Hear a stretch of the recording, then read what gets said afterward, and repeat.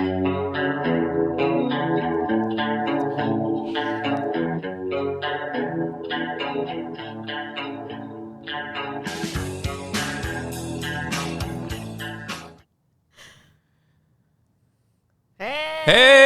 Skills Pay Bills, episode 4. Yeah. Can you believe it that we're here? We made it this far? Yeah. And Can. Because we're not giver-uppers. hell no. No giving up. We keep pushing forward. But today is going to be a little bit different. Yeah. I'm not going to be Manny today. Okay. I am not. Just forget that I'm myself and pretend I am a hardball interviewer person, okay? Like whoever is that interviewer person in your head, pretend I'm him. I'm going to ask the tough questions. You know, the goal of today is to basically, ask you the questions that are going to hopefully inspire great answers. So I am going to start at the beginning. Okay. All right. And I'm just going to freaking ask you the questions and answer them. Okay. Cool. Are we ready to start? Who's a hardball interviewer that... I don't know. Who is the hardball interviewer of our day? I have no idea. But whoever that is, that's who I'm trying to role play as today. Okay. So please state your name for the record. My name is Claudia Yvonne Rodriguez Bazunski. Okay, Claudia. Bazunski by marriage. And okay. And when were you born? I was born July 17th. So, I don't even remember. That's not your birthday. July 16, 85. 85. I was born in Sun Valley, California. Perfect. Also known Scum Valley. Scum Valley. So you weren't born in the San Fernando Valley. No, it is. Sun Valley is in the San Fernando Valley. Okay, Yeah. perfect. Yeah. And then how did you get here? Like, how did your parents get here? Are they from the San Fernando Valley? So, funny story. Both my parents are actually immigrants from. They're originally from Guadalajara. So my mom tells this story about how they came to this country illegally as immigrants, and she remembers having this coyote that was going to cross them, right? So this coyote was gonna cross them through a car. So my dad was like really nicely dressed. My dad came to the States before my mom and like established himself, and then he went back to get my mom. And so my dad was really nicely dressed. He had like dress shoes, all that kind of stuff, and he was anticipating that they were gonna cross them through the car, and at that time it was like really easy for you to basically like, I guess, use someone else's like passport or whatever to cross someone.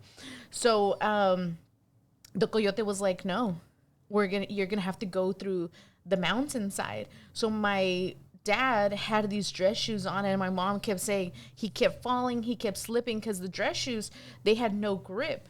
And so she said that there was like at a point, like this whole, because it was a group of people that were crossing together.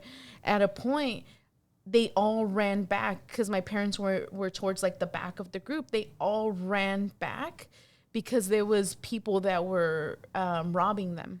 So there was people that were waiting for them to like, because it's like you're going into a new country to start a new life. So it's like you have money, you have like all your valuables, and people were robbing them. So my parents hid under like this boulder, and so my mom remembers that she was like looking up, and there was these guys on top of like this boulder, and they had like assault rifles and all that kind of stuff, and they were just robbing everyone. And so my parents hid, and I was like, that's fucking crazy. So I think a lot of people have like these kind of like mixed emotions about immigrants and this and that, but that's how I got here. And so they crossed, I'm guessing, in the early 80s? Yeah, so my older sister, she's born in 83, so my parents were here 2 years before that. So they were here like in the 80s, like beginning of the... And what brought them, so after they crossed, what brought them to the valley? What brought them up to LA? So I think my parents had like some kind of like family or something, because usually, so our family usually ends up in like Santa Maria, like Santa Ynez, like in those kind of like ranch kind of like areas. And so I think my dad had some kind of like family or cousins or something. Actually, you know what? My uncle, he was here, and he was a caretaker for a ranch in Simi Valley. So I think my dad had already kind of like established this relationship with his brother again, where he was, going to this ranch and like visiting him, and really liked the valley, and there was a lot of opportunity for him there. So, and like in general, how was life for you growing up in the valley? It was cool. I mean, I really, I didn't know anything different, like I just, it's basically a predominantly like Hispanic brown community. So it's like my mom never learned how to speak English because she didn't have to. So, and is that all the San Fernando Valley is predominantly brown, or no? So where I'm from, so like San Fernando and like Pacoima and those kind of areas. So the city of San Fernando. The city of San Fernando is a little bit more like brown, and so my mom never had to learn how to speak English, and so I was actually born and raised in San Fernando. So I've lived in 2 different houses in like my childhood, and so the house where my parents live now, that's the house that. And was it hard for your parents when they came over here to find work immediately? Like, because they were having, they had children and everything like that. Like, how were they finding work to support their family? So from what I know of, so my dad, before he went back for my mom, he actually ended up opening up this like cut and sew. He was a denim distributor. And so I really do not know how the hell he did it, because it's like you're coming to a country where you don't speak the language, where, all that kind of stuff, and you're able to like obviously like create this whole entire company. He was hiring everyone that was from like his hometown that was already here. And so he just basically hired a bunch of like cousins, friends, all that kind of stuff. And he was just, so for me, like I always saw like my dad is like an entrepreneur, where he was like, he figured it out. He was like, I'm going to sell this. I'm going to sell that. Like, and so he always had that kind of like mentality and mindset of like, don't be embarrassed of like being a hustler kind of thing.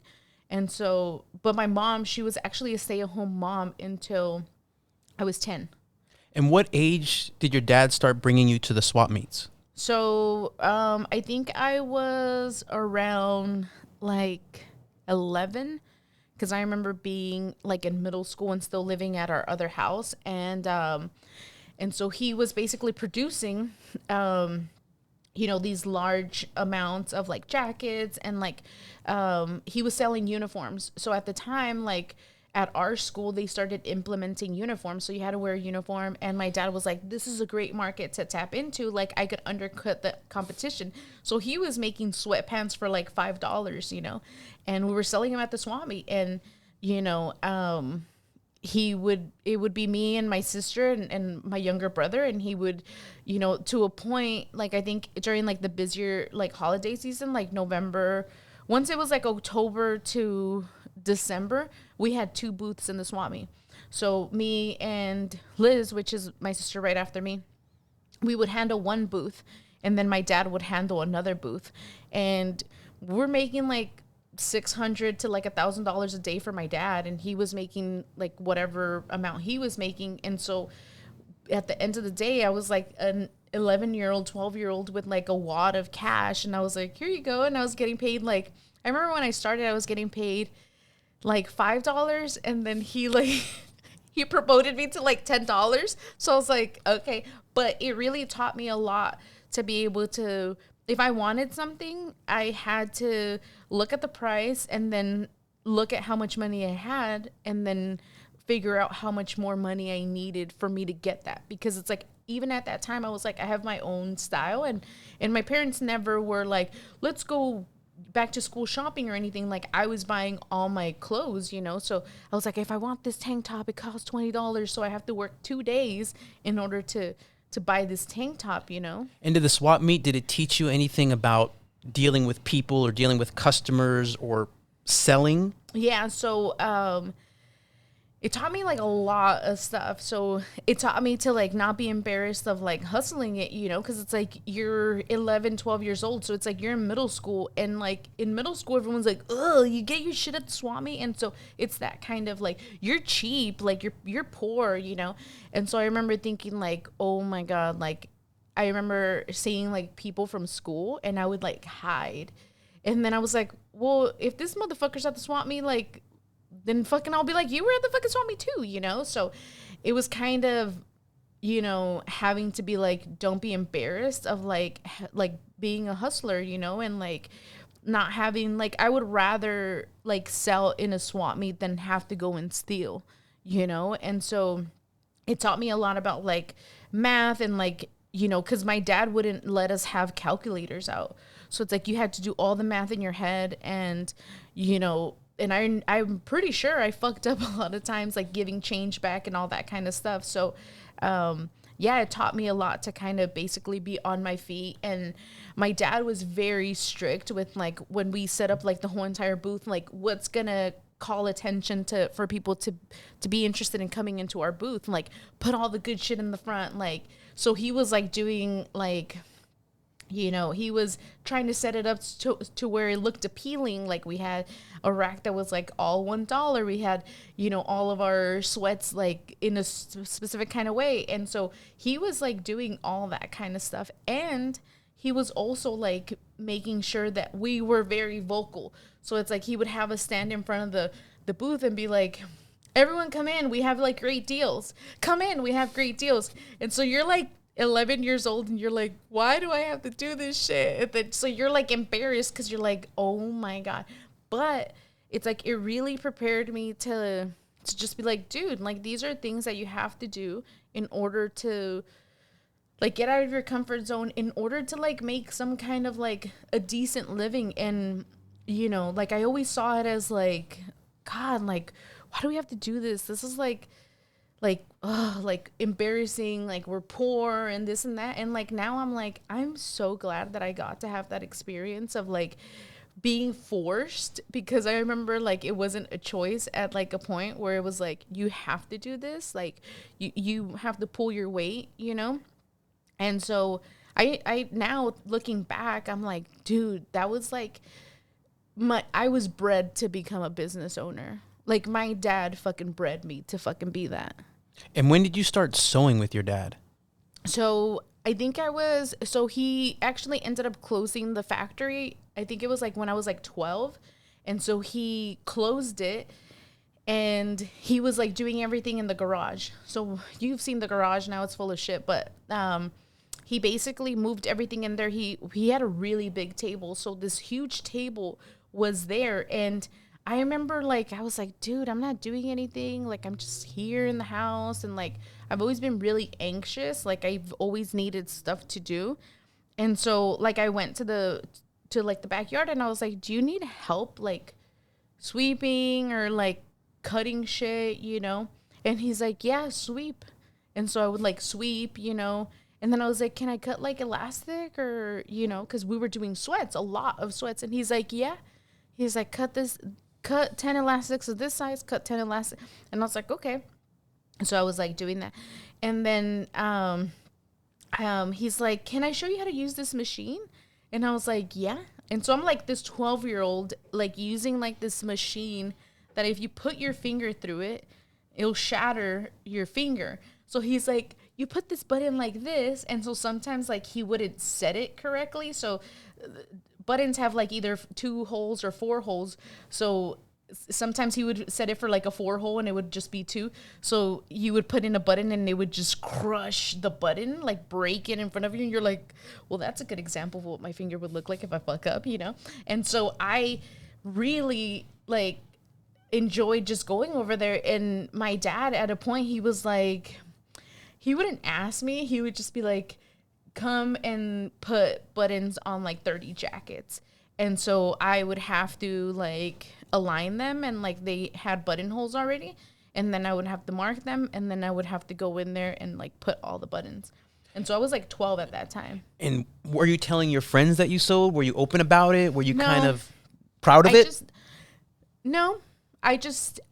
So at that point when I was like sweeping, I started basically picking up little pieces, and I was like, is everything on the floor trash? And he's like, yeah. So I started picking up these little pieces, and like I had like dolls and they were like naked, and I'm like, well, these dolls need clothes. So I started making clothes for them. And so I was like, oh, this is so cool. So my mom was a pattern maker. So she went to school for all that kind of stuff. And I was like, well, I could make doll clothes.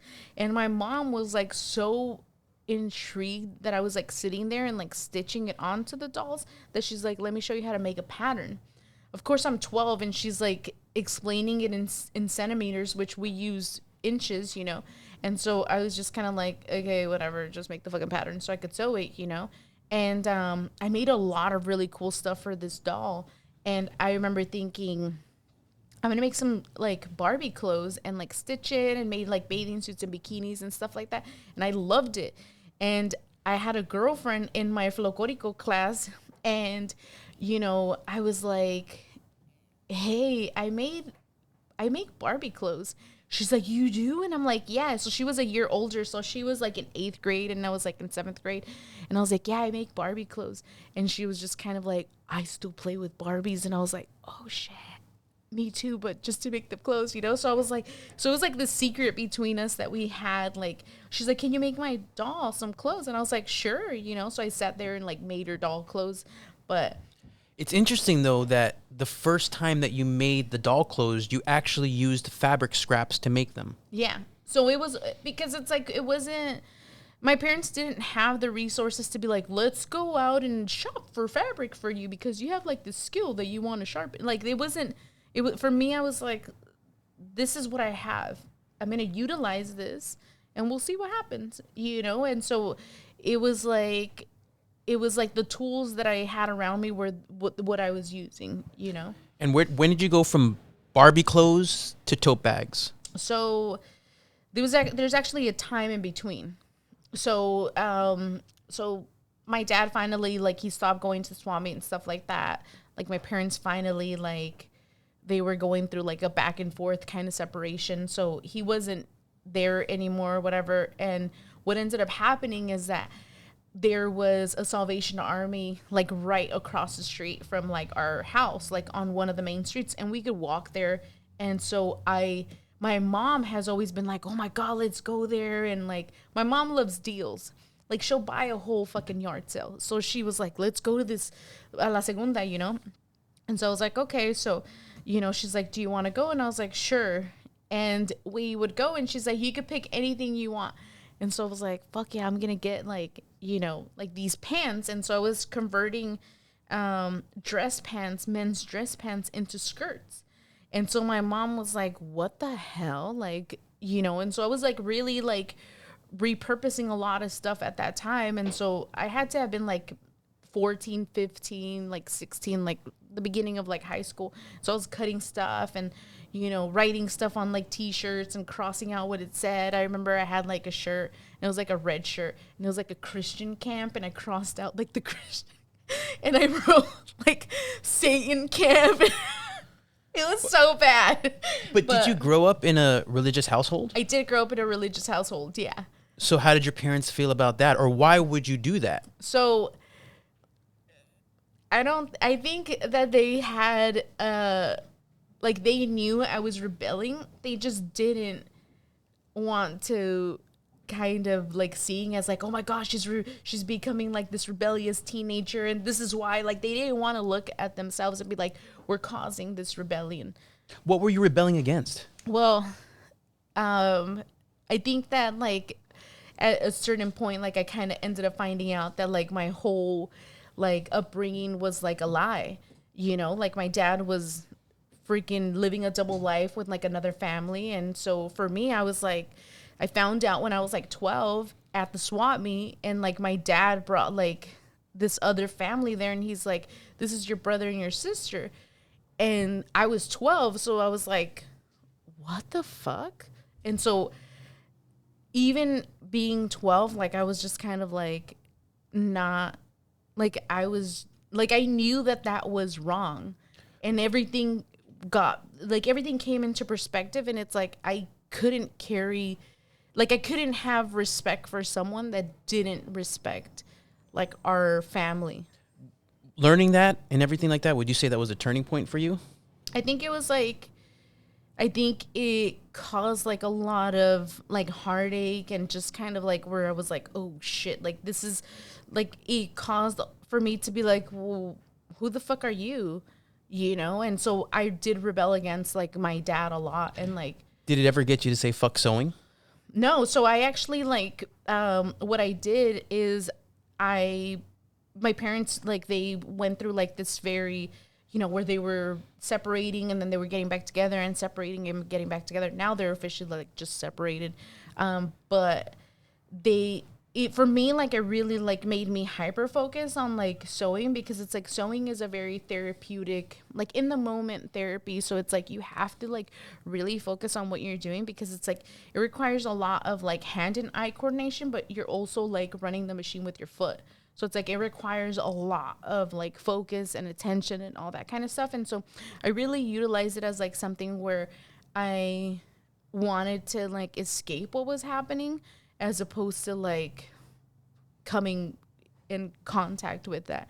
Like my parents, they weren't like how we are as parents, where they're like, how do you feel? They were just kind of like, this is what you have to do and you're going to do it. And you're like, okay. So it's like, I didn't have those communicative like skills of being like, hey, this is making me feel really like this, and it was really difficult for me to be like, I'm feeling this way because it's like an action and this is like my reaction to it. And so it's like, I couldn't understand it for a really long time until I met you. That's when I finally was like, oh shit, I have to like really look within myself. I had never apologized to anyone before I met you. Remember, I'm not me.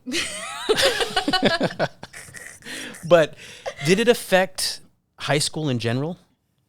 Yeah, for you? So I really got into like just becoming like super rebellious, and like would go to like shows, and like I was getting drunk by like 14, and like, I was like smoking weed, and like I did other drugs and stuff like that. And, to me, I was like, well, I have a job, and I'm doing really well in school. So I justified it as like being like, well, what could you say to me? Like, I'm doing good. Like, I don't ask you for money. Like, I am, responsible, this and that. But it's like, I was just out of fucking control. Like, we had a curfew, and like, obviously, like my parents were religious. So they, if I said, hey, I'm going to go to like this backyard show, they would be like, fuck no, you're not, So I would be like, we're going to go to the movies. And they would be like, okay. And so it's like, you're like going in a trunk to like fucking to the show, and you're just kind of like, so there was a lot of that, And so did you graduate high school? I graduated a year late. So I ended up getting into a fist fight in high school, mainly because I was doing like a lot of like hard drugs and stuff. And so I was dealing with a lot of like emotional like stuff that like obviously like I didn't know how to deal with it, So it's like I had a person that was like kept taunting me in school, and one day I just fucking snapped, and I just fucking, we ended up getting into a fist fight in school, and at the time, I'm sure they still have it, but it's like no tolerance, like zero tolerance for like fighting. So I ended up getting kicked out of school. So I went to another school, and at this point, like I was still like really interested in becoming a teacher, So it's like I was taking like child development, and so my 2 last periods were basically like I was creating lesson plans for like kids, and like I'm telling you, like I was a very responsible kid with like no way to like really like express, and like I felt like I didn't have any structure as far as like emotional, like becoming emotional mature, and I didn't know what that meant, and like I was just fucking too fucking wild and like too hurt. Like I was, in all reality, I was like way too hurt.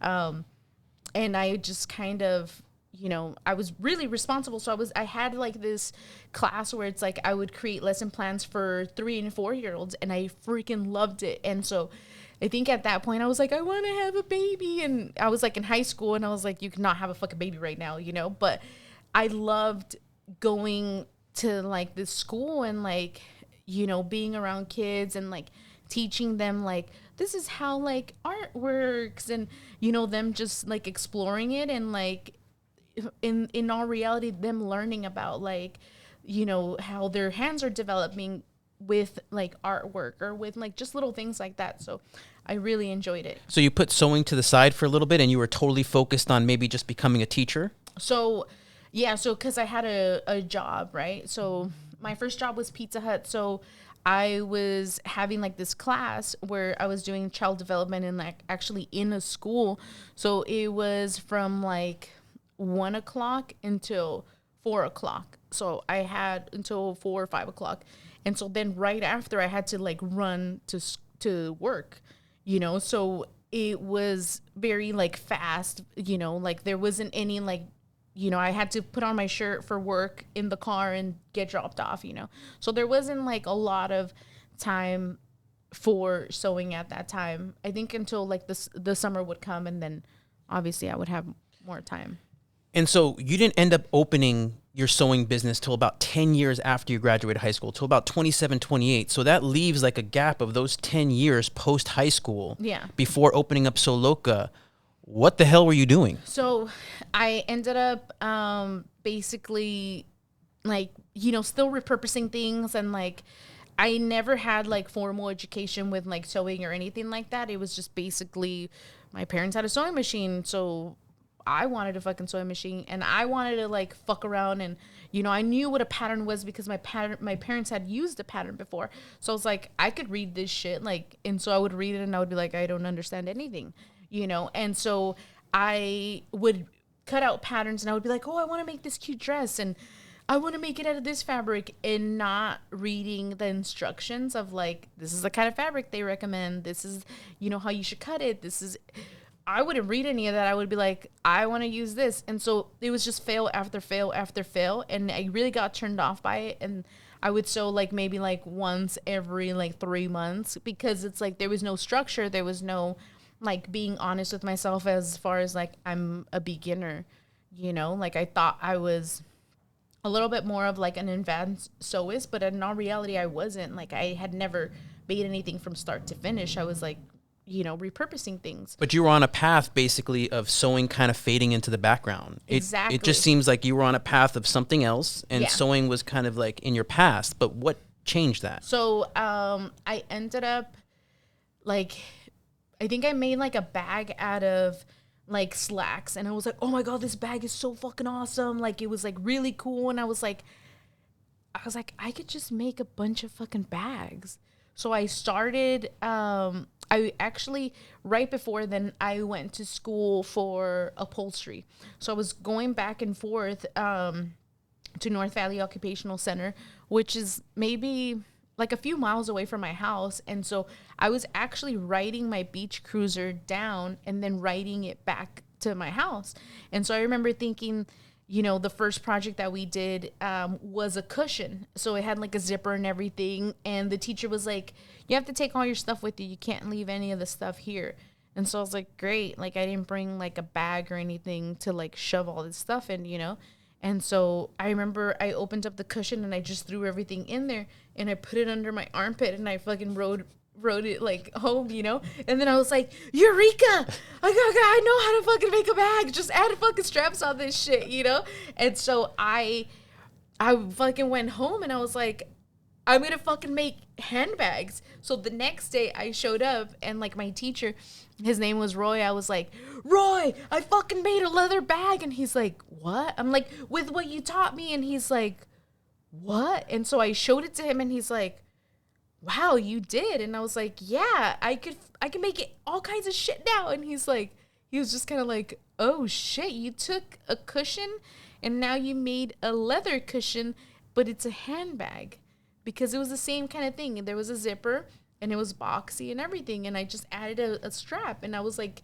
shoving all my stuff in there and riding, home, And so at that point I was like, I'm going to make handbags. Like, I'm going to make, And totes. Ever since that day, were you making handbags like pretty much every day? So fast forward, I started working at an occupational center. So I was a receptionist for this occupational center. And it was like my last corporate job. And I didn't know it was going to be my last corporate job, but I loved that job. Like I loved people coming in and talking and this and that, you know, and me making them appointments and all that kind of stuff. And I felt like an adult. Like I was like, wow, I bought my first car. You know, I moved out. Like I had my first apartment. Like, you know, I was like a fucking legit adult, you know? So I was like, wow, like I'm like really good. But I made sure that I was like, if you're going to fucking hustle it for these people every fucking day, you have to come home and you have to make 2 tote bags every single day, because I had so many distractions. Like I was born and raised in the valley, so it's like I had cousins, my sister, you know, like everyone was like always like, hey, let's fucking smoke weed and fucking go get drunk at a fucking bar. And so I would be like, okay. And so then they wouldn't happen, you know? So for me, I was like, I have to utilize these 5 days during the week to make sure that it doesn't matter how tired I am, I have to make 2 tote bags. So at the end of the week, I would have 10 tote bags. And then at the end of the next week, I would have 20 tote bags. So I would just have a crap ton of tote bags, and friends would come over and they would be like, oh my God, you have like a shit ton of tote bags. And I'm like, yeah. So they were priced and they had like a little label and all this. And they had my Instagram, MySpace, had my MySpace handle. And I had like a really cool Mac. And I was like doing like little fucking things on like the, you know, the cards and stuff. And I thought I was like the coolest fucking thing. And I started selling them at a coffee shop. You know, so I was like, dude, I'm like fucking legit. Like I'm making money with like my sewing, you know? But what was your mind state at the time? Because at the same time, yeah, you're making money with your sewing. You realize you have talent with that. But then you also have that 5-day-a-week job. Yeah. So they actually created a holiday market, because I think I got hired.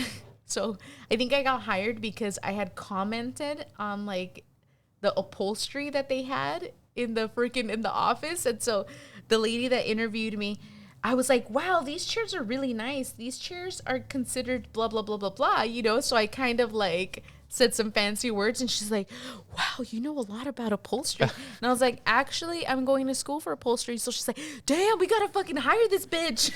She doesn't know anything about fucking medical records, but she knows about fucking upholstery. So her vibe totally changed when I started talking about that, you know? And I got hired, and I was like, oh shit, this bitch might like me, you know? So I think she always knew that I had like this very creative and artistic side. So they started a market, like a holiday market for me. So there was like a few people in like the building that were also very creative, and they made arts and crafts and stuff.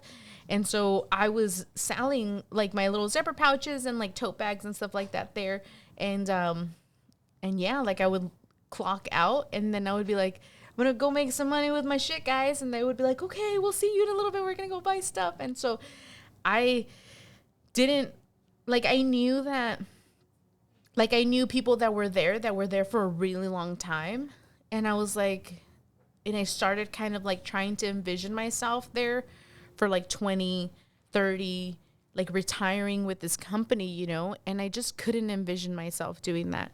Like, I was just kind of like, I can't like do that. Like, I have to do something else. Like, what does that look like, you know? And so I basically was like, when you said, hey, I'm going to move to San Diego, you know, like I had talked to like a lot of my girlfriends, and I was like, he's going to move to San Diego. And he asked me if I would go with him.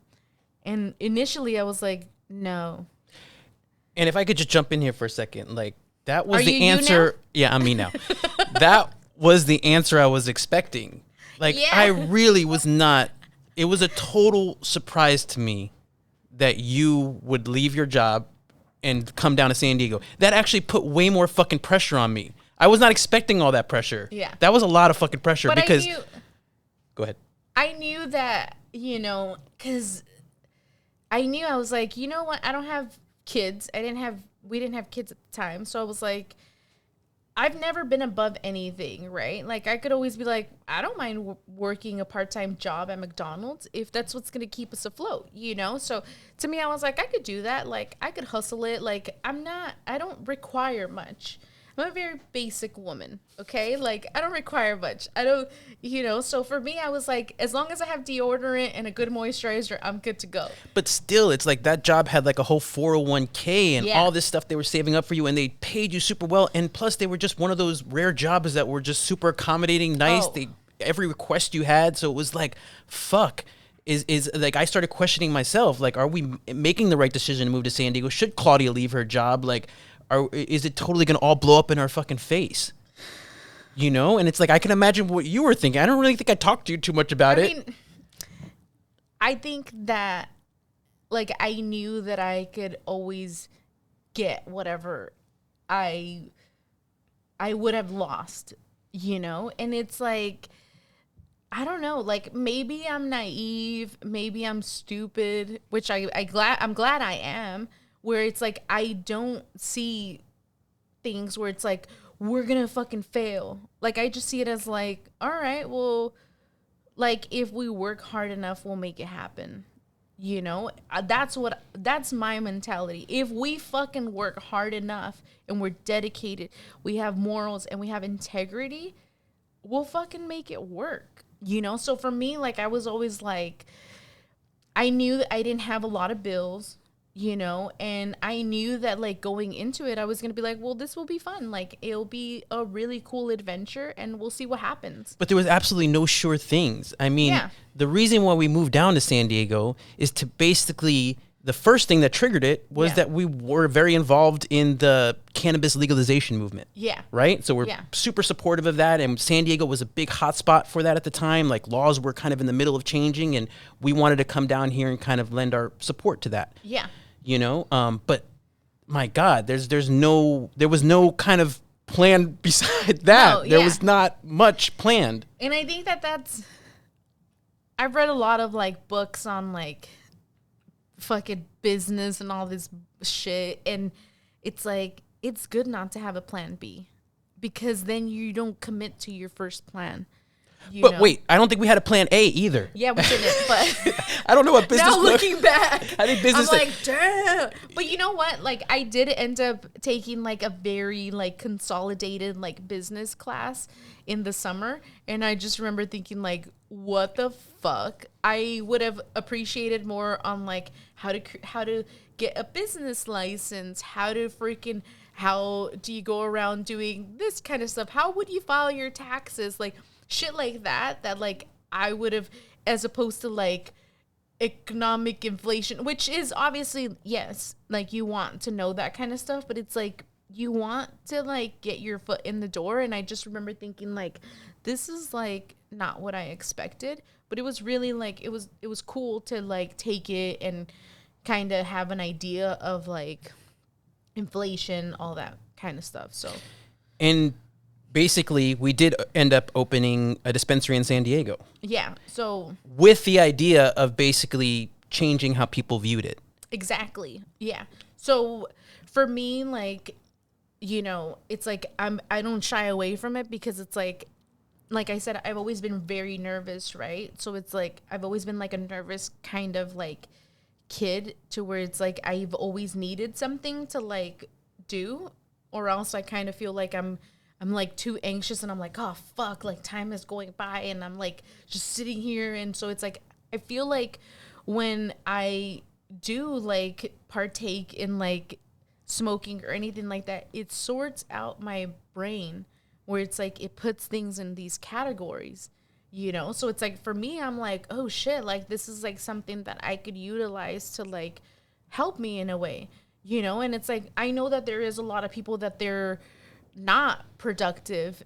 Like, I'm fucking super productive. Like, I'm like, oh my God. And I start fucking writing shit, like, I'm gonna design this fucking shit with, like, this shit and this shit, you know? And then I'm like, oh my God. But it's like, I'm also very, like, aware of, like, hey, you know, when's the right time, when's not the right time, you know? Because it's like I want to make sure that it's like, I'm not dependent of something. And I remember having this kind of conversation with, like, one of my friends, and this was, like, years ago, like I was part of like this kind of like an art collective, and this guy, like I was talking to him. He was like one of like the directors of like this art collective and stuff.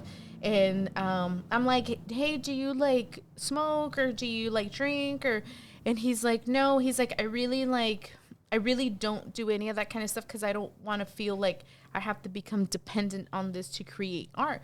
So I was really, like I got really freaked out when I moved to San Diego, and I was like smoking a lot and doing all that kind of stuff, and then thinking like, oh my God, after I have this baby, what if I'm not creative anymore? What if like weed was like the thing that was like making me so creative? So I got really freaked out. And then I had a baby, and I was like, no, I'm still really creative. But it was like one of those moments where I was like, oh shit, like you're right. You don't want something to like become like this crutch where you're like, I can only drink and be funny, and I don't drink. I'm not a drinker at all. Like I feel like when I do drink, I'm a very nasty person, and I don't like that, and so to me, it's like, I just like to make sure that I'm very mellow. And weed is not for everybody. That was never our thing, to say like, oh, everybody needs weed. It's a miracle thing. No. It was basically like, people do not deserve to be in jail for fucking weed, for a plant or anything. That was the main thing. And that's what we fought for. We went in front of city council. We had the dispensary and everything. We were very politically active, and then it was eventually legalized in not only in California, but basically in San Diego. They were one of the first places to fully regulate adult use cannabis. And we were a part of that. Yeah. But in 2012, it was a crazy time, with the federal part. Even though it was legal in California, the federal government was still very anti-cannabis. Yeah. And they came into our shop and they took everything from us. Yeah. It was just a terrible day, took everything from us. Our life was basically destroyed overnight again. Yeah. And we had to pick ourselves up, right? So what was going through your mind at that time? Because like I said, like I'm really asking these questions and not knowing the answer because we were both going through it, and I deal with things kind of silently to myself, a lot. And I don't think we ever really talked about it during that time. We just kind of moved forward. So I knew something had happened like right away. Like I just kind of like sensed it. I was like, this is like, I remember I had gone out and ice was like 2 months. And so I remember I went out and like I was like walking her in like the carriage and stuff. And I remember I was like, something is really weird. And I knew right away. And then I got the call and I was like, oh shit. So I was like freaked out because it's like, they're like, leave the house. They're probably going to raid your house. So like I left like my house, and so I'm like with a 3-month-old, and it's like, obviously you don't have your phone and, this whole entire thing. So I'm like, I'm like scared. I'm like, oh shit, like this is fucking scary, but it's like, we have like a really good lawyer, all that kind of stuff. So we're like, okay, contacted her. She was like there, and so I was like, okay, cool. But my brother was also there. So that's where I was like, oh shit, like my little brother's there, like, and I was more like, I just don't want for him to get like any kind of record or anything like that. So that was like my concern. But once it happened, like I never doubted that we could create something again. Like I just knew like our work ethic, like I knew like how hardworking you were, and I was like, we could do something again. And how long before Sew Loka was opened? So I think we got raided in October, and then by February we actually had just flew in from Florida. I remember we were in Florida, and you're like, hey, elephant in the room, we have to talk about what we're gonna do when we get home. And I was like, fuck, I don't want to fucking talk about this. I'm on vacation, and it was like your parents had just met Ice, and, she was like 5 months, and we actually had just landed, and we were looking at different locations of like where we could open up a shop, because I pitched you the idea of like, we could have a handmade store, and well, we just didn't want to get jobs again.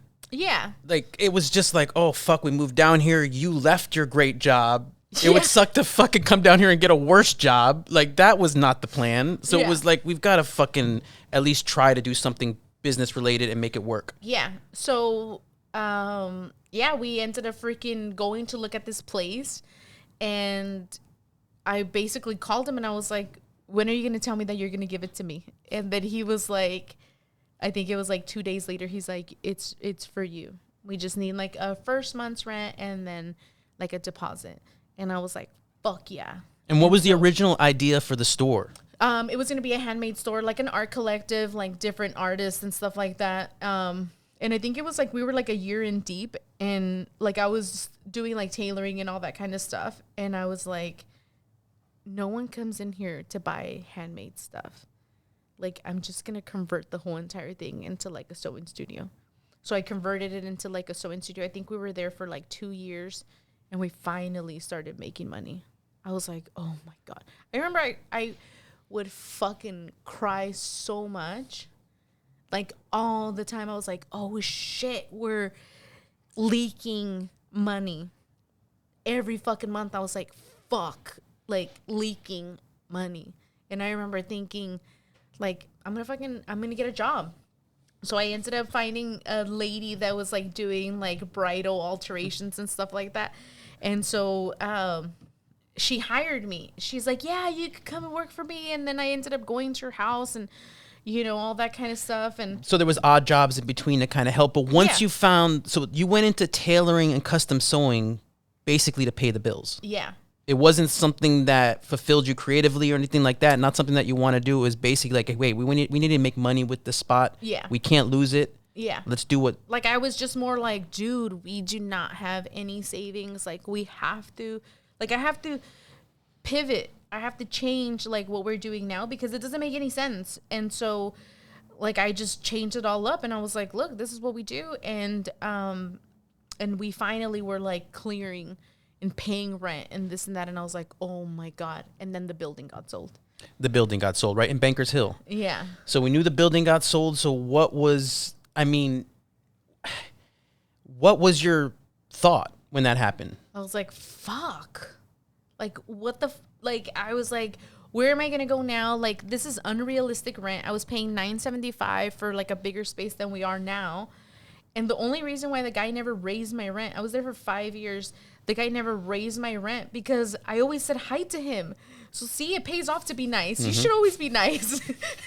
It gets you to places, but he never raised my rent. And I really had a lot. Like, I felt like I finally felt like I was in control of like my business, where I was like, wow, like I have a little extra money to like maybe paint my wall that looks like shit, you know, and like do those kind of things. So I was like, I finally felt like I had some control and like a little bit of like money to kind of reinvest in my business. So I was like, I can't reinvest here.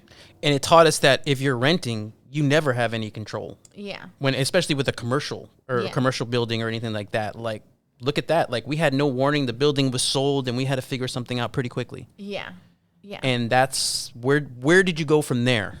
So we were like, well, what are we going to do? Like, where are we going to move? You know, we started like looking at different locations, and I was like, dude, like we want to be really central, right? Like, we wanted to be like central to like where we lived, all that kind of stuff. And so I was like, we should go down to like, you know, Barrio Logan, like, you know, it's like, we should check it out. Like, let's go out there and like kind of see like if there's anything. So we actually found the back house, that little alley house.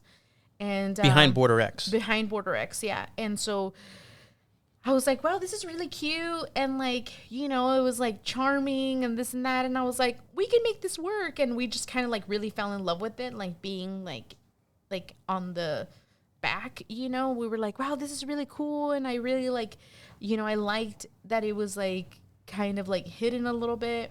And but for a business, yeah, right? This is your business, right? Yeah. It's in the alley. Mm-hmm. There's no parking. Yeah. There's no front entrance. Yeah.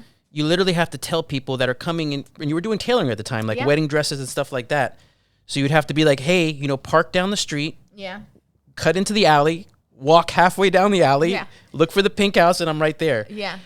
That had to be fucking right? A little bit challenging for any kind of business that's looking for foot traffic. Like, how do you fucking make a business work in an alley? Well, we're a service, right? We were a service at the time. So it's like, we're not basing it off of foot traffic. We're basing it off of like word of mouth, reviews, all that kind of stuff. And so it wasn't like people just walking by, they're like, wow, a tailor. You know, it was more like, oh shit, what the fuck is this? And then people would be like, oh, that's cool. And then if they ever needed something, they could always come back. But we were getting a lot of our business based off of like reviews that people had came and, you know, had services with us. So for us, we were like, yeah, it was challenging, but it also made it to where it's like, it made you feel like you knew of a hidden gem, you know, and it was very small, you know, but we made it fucking work. You know, we were there for, I feel like we were there for like a year and a half. You know, and we made it work. We were like, dude, let's make it fucking work. Like, this is what we have right now. Let's make it work. And not to go into the whole story, but 2 or 3 months after you moved into that alley spot, the Facebook basically reached out to you. Yeah. And they basically wanted to film a commercial inside that little fucking alley studio thing. Yeah. You know, cramming 30, 40 people of a crew in there. Yeah. So it did feel like to us that alley had some magic to it or something, because we had been in business for 5 years, grinding away, you know, had some media here and there, but it was literally right when we moved here. Yeah. 2 months after, in a little alley spot. That's what I'm saying. It's not like a bright spot, anything like that. Facebook still was able to find you there. Yeah. And then all of these crazy things started happening, like one after the other. Yeah. I feel like I think a lot of people assume that like my success was like in a year, you know, but it's like, we're going to be 9 in February. So it's like, it was a lot of moments of like, just being like, fuck, how am I going to tell him that I can't make rent? And how am I, you know, and it's like having like these really difficult conversations where it's like, hey, like money issues ruin relationships, you know? So it's like, how could you create like this kind of like buffer where it's like, we're not having that kind of like problem within our relationship, because it's like, we're also business associates, you know? So it was a lot of like mentally draining moments of just being like, fuck, like, how am I going to do this? Like you know, and for, I think it was like 2-3 years before we started even like kind of like figuring it out, you know? And now, you know, it's like we basically restarted our business again, you know? Like, we were doing custom sewing and tailoring. Like, now we're doing like our own stuff, you know? But it's only been like a year and a half that we've started doing it. And so, you know, it's like restarting all over. So it's kind of like you're like in that same kind of position of like, you already, you did all this like extra work to like, for some reward at the end, you know? And the reward at the end is that you have credibility, you know? And I feel like I have credibility in like, you know, the whole tailoring and all that kind of stuff. Like, it was basically like I got paid to sharpen my skills and to do things that I would be like, well, I don't know how we're going to make this happen, but we're going to make it fucking happen, you know? And I never shied away from any project. And I love that about custom sewing, you know, because it's like, to me, like, I would always be like, yeah, we could do that. And then I would be like YouTubing, like, how the fuck do you sew that shit? And then it's like hard. You're like, oh shit, you know, but I maybe I'm stupid or naive, but I'm not scared. I'm not scared of a challenge, you know? And I think, and the crazy thing is when we moved here too, like, I think a lot of people think that people move to Barrio Logan because the rent's cheaper. Yeah, no, it was way fucking It was way more expensive than what we were paying in Bankers Hill. We literally had to double it. So it was this extra risk of, yes, we want to be here, but can we afford this extra rent? Yeah. And not only that, we're talking about the alley house was double our Bankers Hill rent. Yeah. And that's just in an alley. Yeah. With no parking. Yeah. So I've always been very like money, right? Where it's like, I look at like what's coming in and what I could afford. I don't live out of my means at all. So it's like, for me to be like, your rent is $9.75 and now it's going to be freaking this much, then you're like, how am I going to supplement this other, like, that means I'm going to have to take on more work, which means that now I'm going to have to kind of figure out how to basically be in the shop more hours, which means that I'm now neglecting my family. So then you're just kind of like, how do I make all this work, right? And so for me, like, that was like my scary thing where it's like, but then I was like, you know what? We could hustle it. Like, I've always been like, we could hustle it. Like, that's always been like my thing. Like, we could do it. Like, we could fucking hustle it. We'll figure it out. Like, we'll do it, you know? And yeah, like, we just, even moving into this location, you know? Talking about another doubling of rent. Yeah. You know, it was like another thing where we're like, oh my God, are we going to be able to afford this? But it's like at the same time, I remember just those words of the business next to us when we were in Bankers Hill was a tattoo shop. Yeah. Sky was the owner of it. And he put something in our head where he was just like, make sure wherever you move or whatever you do, he's like, you're always leveling up. He's like, don't go backwards. Yeah. And he was like, just don't go back. Even if the rent's higher or whatever, he's like, that's a new challenge for you. Yeah. He's like, just don't go to something because it's less money or this and that. And it's like, those have always stuck with me. And I think that's like, you know, for me, like, that totally resonates with me because it's like I said, I don't live out of my means. Like, I'm not that kind of a person where it's like, I need a fucking Louis Vuitton bag. Like, I'm not that kind of a person.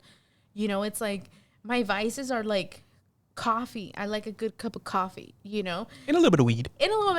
But it's like, I enjoy those kind of things where it's like, maybe I'm having like a $250 coffee freaking habit a month. But I deserve it.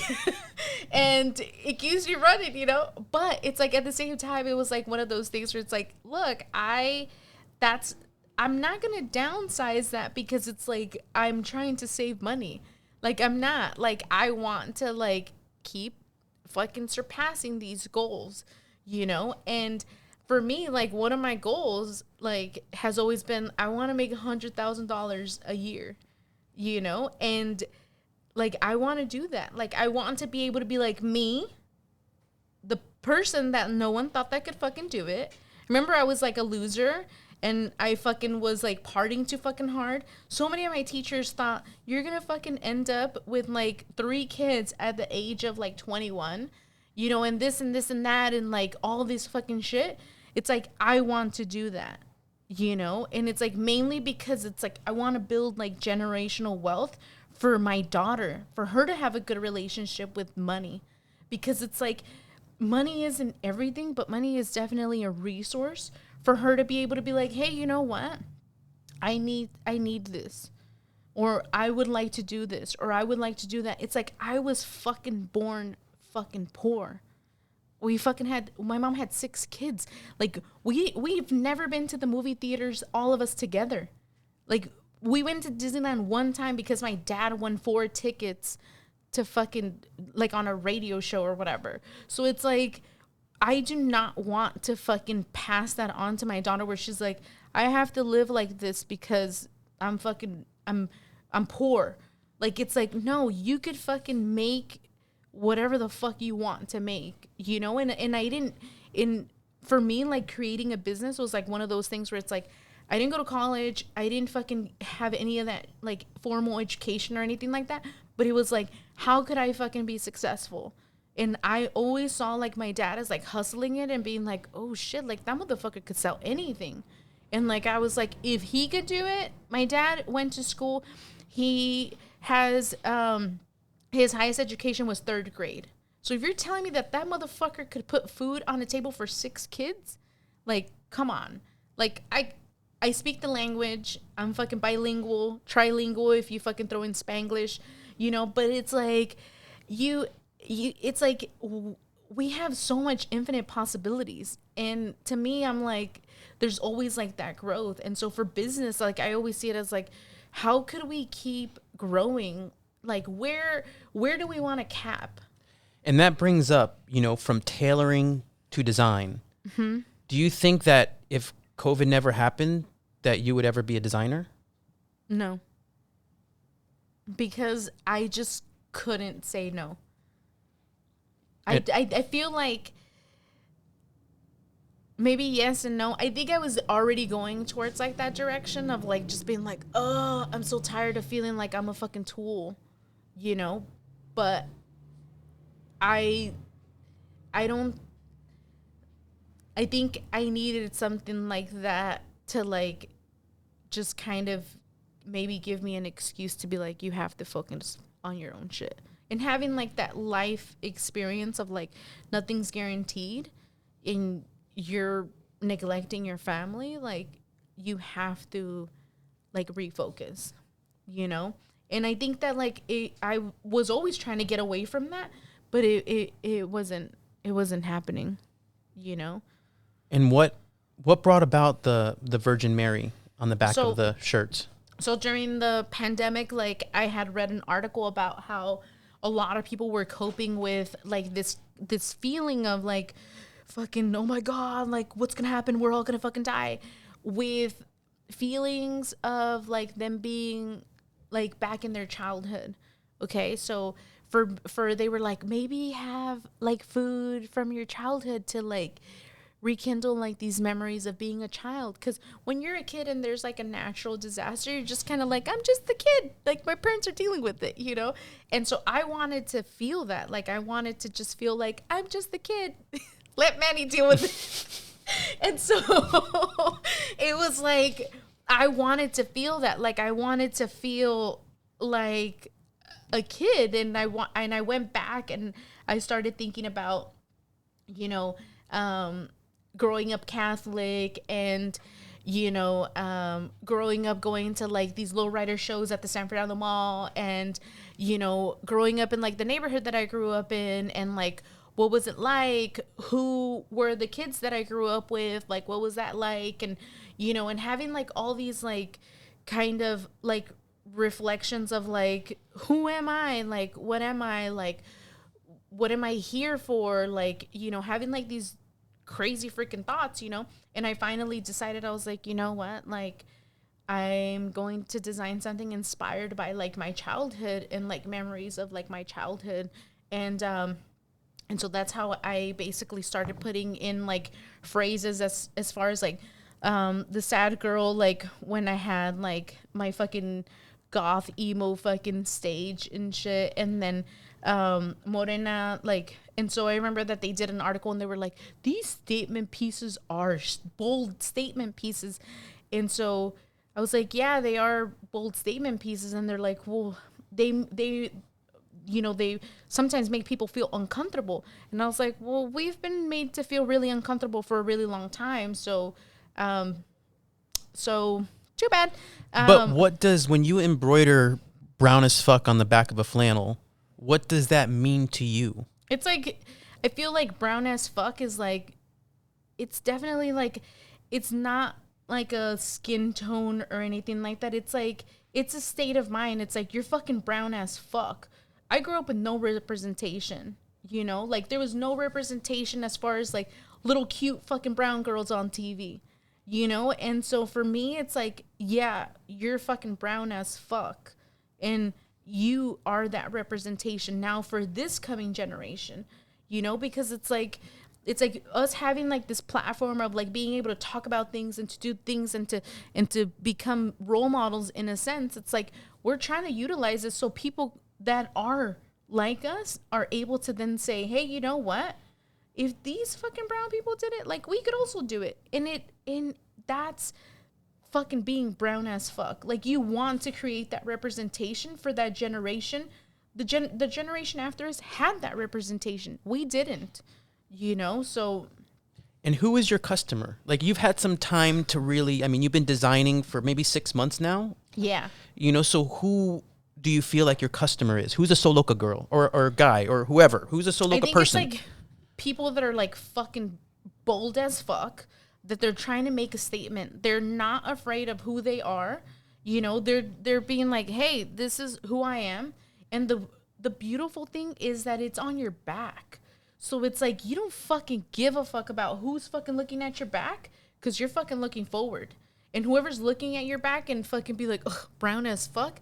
Like, it's like a whole feeling of like, hell yeah, I'm proud to be fucking brown. I'm proud to be fucking Chicana. I'm proud to be even a fucking sad girl. I know I'm I'm a Cancer. I'm a very emotional person, you know?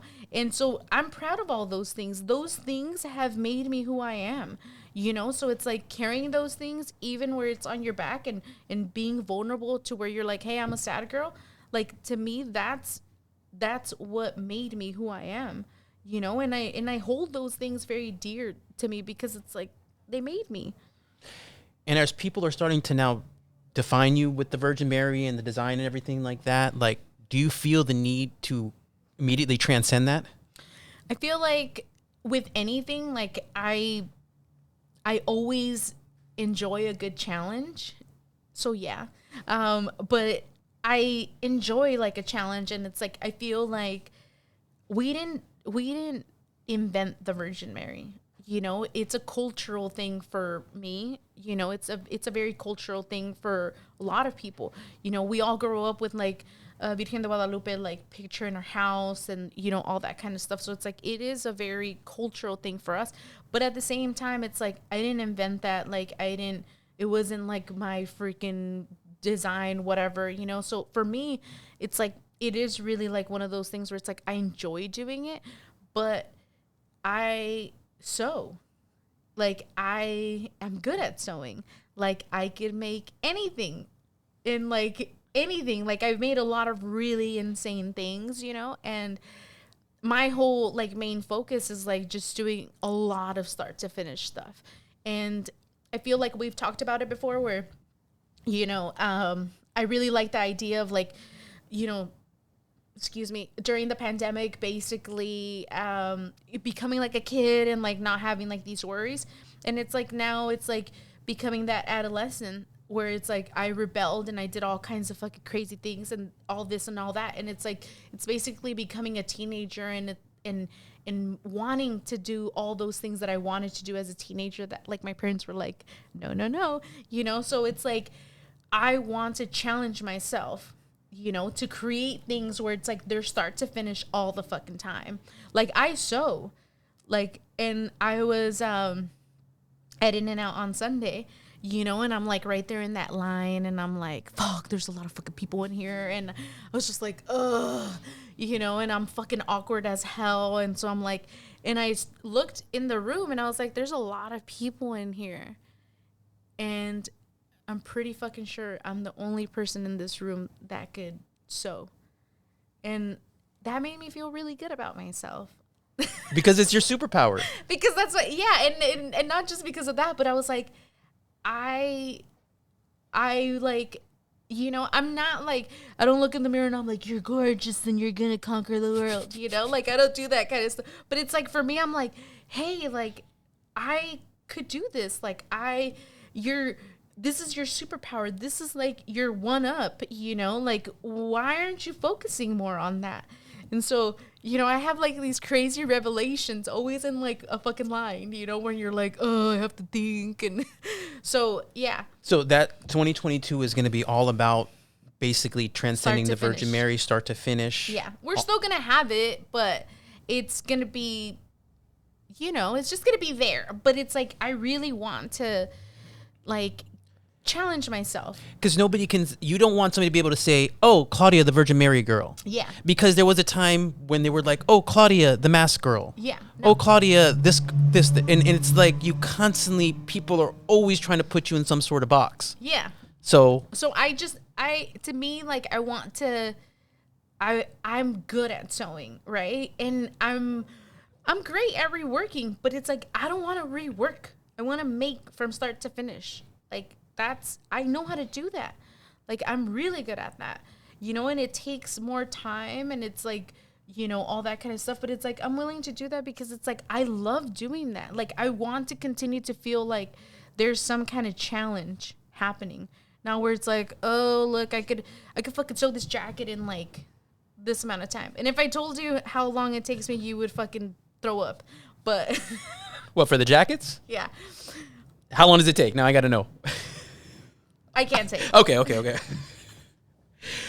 But, you know, so I guess that brings us pretty much up to date. You know, I have questions to you. Okay, I'm not prepared. I'm not fucking prepared. I need to have scripted answers. I need my answers. I need to know the questions ahead of time, and I can't improvise this shit. Too bad. Okay. Hardball. Oh, fuck. I only have a few. Okay. So everyone's always curious about the chessboards outside. Yeah. They're always like, do you play? And I was like, fuck no. And so they're like, why the fuck do you have them? Well, I learned to play chess when I was in 4th grade. Actually, in our school, I went to St. Paul Lutheran School in Lakeland, Florida. We had just moved down to Lakeland from New York, and I was trying to meet people. I came down here. I didn't know anybody. Imagine 4th grade, you come into a new class and everything like that. So there was like a chess club there. So I kind of gravitated towards that. Is that where you meet girls? No. That was just me being incredibly shy and just trying to go where I saw other shy people. I was like, oh, they're kind of like me. They don't talk. Yeah, and so we became really involved with it. There was a chess coach there that used to come to our house, and it was me and my little brother. I learned when I was 9. My brother learned when he was 5. Wow. And I became a pretty good chess player. I became pretty good. But it was my brother, my younger brother, who was national champion at age 7. Wow. So he was more of like, oh my God, where's this kid coming from? Like he was 7 years old, It was like most people are not playing high level tournament chess at that age, to where he was in Philadelphia, playing at the World Open and national championships and stuff like that. So that was a huge part of our life from 4th grade all the way until high school, and that's all I did. And that's why that's a part of my, and of course there was a time in high school where I totally fucking hated chess, where I totally basically rebelled against it. I thought chess was the reason why I don't have a girlfriend. Chess is the reason why I'm not popular. Chess is the reason why, I blamed it for everything, when it was really just me. That's true. Chess was actually the only thing. Chess was the only thing I was good at. That was the only thing that I fucking had any kind of status with, and I fucking chucked it out the window, And not only until like college and later in life, I started rediscovering it, falling back in love with it. And I think part of it was just seeing chess outside of the competitive realm, where it was always chess tournaments every weekend. And if you didn't do good in the chess tournaments, not that my parents would be mad, but there would just be less excitement. Oh. You feel like because look, chess was you have to get a hotel for the weekend. You'd have to do entry fees. All this stuff. So it was like an investment of money in the tournaments. Wow. And if I did like shitty, it would feel like to them, like, were you just not studying hard enough before, or were you this and that? And honestly, I wasn't. Like, back then I would study a little bit, but I was always, putting off. I would watch. That's a lot of pressure. But it was fun too. I'm glad they fucking gave me at least some kind of skill that I could take with me, and have fun with, because chess now in the older years, it saved me. It saved me so many times of that's one of my forms of just getting away from everything. Yeah. Because if you're playing a chess game, the only way you have a chance at winning is if you're completely focused on the board. You literally, if you're thinking about this, and this, you're already lost. Yeah. So the only way you could really fucking win is if you're completely focused. And that helps me to fucking just block shit out. Yeah. And that's really been a good coping mechanism in my adult years. I don't think I was using it as much as a kid. As a kid, it was more just like I liked, winning. Yeah. And you did a lot of that. But that's why it's there. And I honestly think chess is an analogy for love. It connects people. Like, I really do. I mean, when you sit and you see people playing at these boards, it's from people from all over, all ages, everything like that, and they connect over the board. And the coolest thing to me about chess was that you can literally go to another country and not speak the language. Like, we could be two people sitting across from each other. We have no cultural similarities. We don't speak the same language, but when we're playing chess, we understand the rules, and we can connect on that level of the board. So I always love that other aspect of it too, because when I was playing in a lot of those tournaments, I was playing against people from Russia, fucking all these other places that I did not speak their language, but even as kids, we connected. Wow. So that's why we brought chess out there, just because it's around us wherever we go. Even when we had the dispensary. We had chess. We had no stress chess Sundays. Yeah. So it's like chess and art they're going to follow us wherever we go. One last question. Yeah. What's your background? Everyone always thinks you're Mexican. No, my mom is full Puerto Rican. She's first generation Puerto Rican. Her parents came from the island of Puerto Rico and they went to the Bronx. And so she was born and raised in the Bronx. I was also born in the Bronx, but I moved out of there when I was 3. And so she's full on Puerto Rican. And then my dad is full Polish. So he was raised in Queens, born and raised in Queens. his parents immigrated over here during World War II. I mean, they were living in Poland during the occupation of Poland in World War II. So they basically escaped through Egypt during the Holocaust, and they came to New York. But they were the only ones out of their family to survive. Everybody else in their family was basically wiped out. So that was always a part of it. That was always, and I had to learn more about that as I got older, because I noticed very young that my dad did not ever want to talk about it. Yeah. He never wanted to speak about it, never wanted to talk about it. My mom always used to kind of give me information. But then I had to, as I got a little older and Facebook came into play and Ancestry.com and all these other ways, I started connecting with people that I had some hits with. And they kind of filled me in a little bit on my grandparents and the extended family and people nieces and nephews that were, basically killed in concentration camps, so just kind of rediscovering that. That's my dad's side of the family. And like I said, my mom's Puerto Rican. They met in a hospital in the Bronx. And that's that. Your mom wanted a hot doctor. I guess so. But she was a nurse, so she was a registered nurse, and she basically had just gotten divorced. I have two half-sisters, so she was kind of living. She had moved back into her mom's house with 2 kids, and then that's when she met my dad. Yeah. And then, I was born a year later, and then the rest is history. You were conceived in Puerto Rico. Yeah, on the honeymoon. Yeah. Exactly. We had a honeymoon in Puerto Rico, but nothing was conceived. Nothing was conceived, thank God.